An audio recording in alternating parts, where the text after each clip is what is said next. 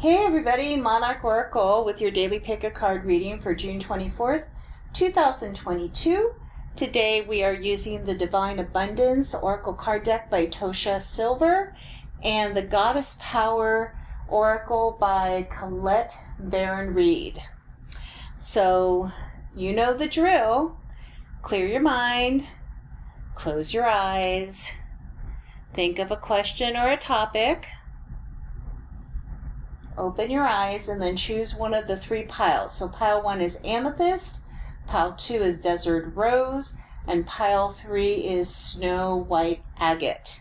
I will be back in a moment with your readings. Okay, if you chose pile 1, your first card is Freedom. It is, I no longer want the fiery ring of resentment to block the good. Release me from its bonds. And you can see the hand that is tied, but then there's the bird that is flying free. So seems to be a bit of a pattern here in our readings about releasing negativity. And it kind of makes sense because of all of the things that are happening on a worldwide level. There's a lot to feel negative about or feel hopeless about. But basically, this card is asking us to just release that and to see how we may help the world into embracing the greater good. So I think that's a wonderful card to have for a day like today. I'm stalling because I'm looking through Colette Baron Reed's book for Oshun. And the message is generosity. Oshun is a very powerful Orisha goddess. So I want to see what Colette says about her. So let's read the empowerment message. She says there is a universal law that centers on unrestrained generosity and flow. Oshun, the benevolent Yoruban river goddess, the representation of nourishment, healing, fertility, and prosperity, reminds you that life herself has given to you freely. You have been offered air to breathe, water to drink, food to eat, and shelter to sleep in. So it is your task to give freely of yourself, no matter how big or small the act, without expectation of receiving anything in return. Very interesting. And Oshun is very much a water goddess. And I know that water is a big issue, at least in North America right now. So there are places that are dealing with floods, like Yellowstone. And then there are places, a big part of the country, the Southwest and California, are dealing with extreme drought or lack of water. So water is truly the most precious commodity we have on the planet. And yet we kind of take it for granted. So perhaps Oshun is letting us know that we need to really take heed about how precious water is, to give freely, but to have enough for everyone. And then that, I think, is what we need to do once we release the negativity. It's really easy to get caught up in hopelessness. And it's really hard to have hope when everything seems so dire. But Oshun is saying, get back to basics. We all need water. Let's focus on that. Focus on making sure that everybody has enough of the things they truly need to survive. Very powerful message for today. Okay, pile 1, that's what I've got. On to pile 2. If you chose the Desert Rose, you are pile 2. And your cards are Allowing and Kali. So the Allowing card says, radical acceptance says yes to reality in any given moment, so what's needed can come next. And actually, the goddess is Shakti in the first card, and then in the second card you've got Kali. So it's life and death, actually. Kali is a goddess of death and liberation and transformation. She's a very scary goddess. I've had many interactions with Kali, But she only comes in when transformation is the only way to go. Like every other avenue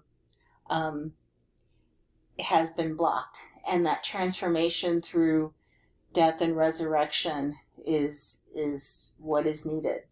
So let's see what Colette Baron Reed says about her. Let's see what the empowerment message is.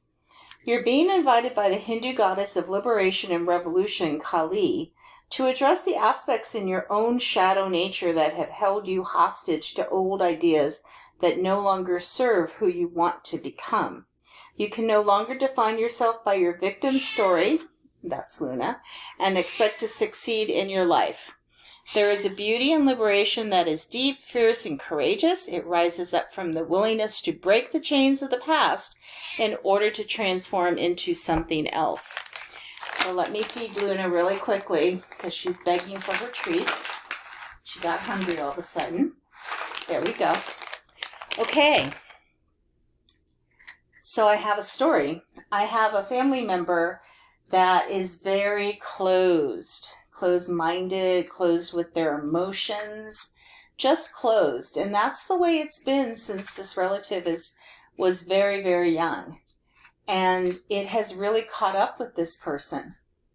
They no longer know what to do. And they are, through their other family members, their children, basically, they are being challenged to change from being completely closed to being completely open.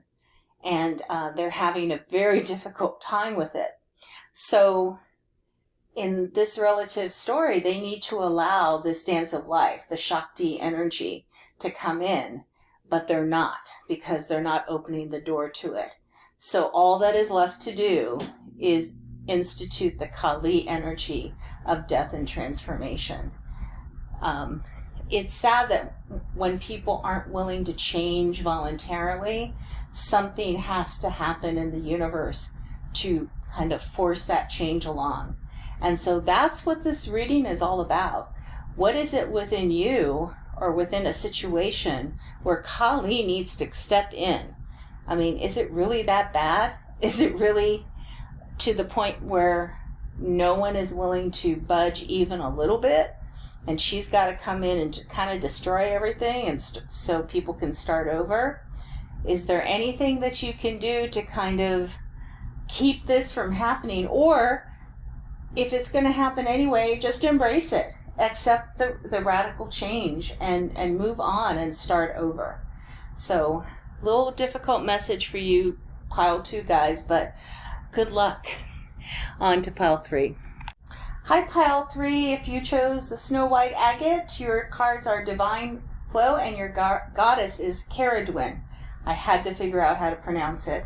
Anyway, the Divine Flow card says, eventually one sublime desire takes precedent over all others to follow the Tao, the divine flow at all costs. And lovely lotus flower and the butterfly. So, very positive card. Just getting into the divine flow of God, spiritual team, the universe. But let's see what the goddess says. So her empowerment message is about potential. And it says, you're a child of the infinite potential. And the goddess is here to remind you of the power that resides in the womb of your heart and the chalice of your mind. Everything you need is coming together right now, as it is yours. Life's reflections were shining brightly in a golden liquid of her magical transformative cauldron.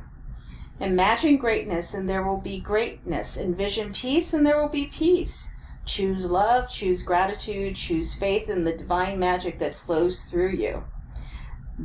These are the only ingredients needed for the goddess to work her transformational magic on her behalf.